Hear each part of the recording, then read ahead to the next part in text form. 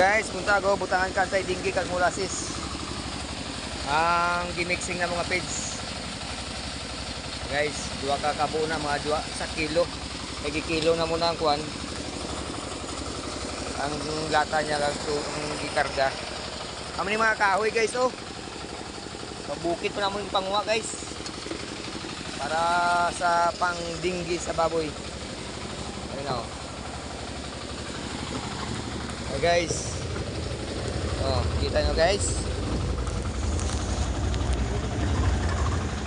Oh. Nakita mga montes guys no kay mix kami nga uling para nakita mga tayo tapos na-control ang iyang baho sa tayo ka baboy para di magbikramong silingan kung daga ka baboy.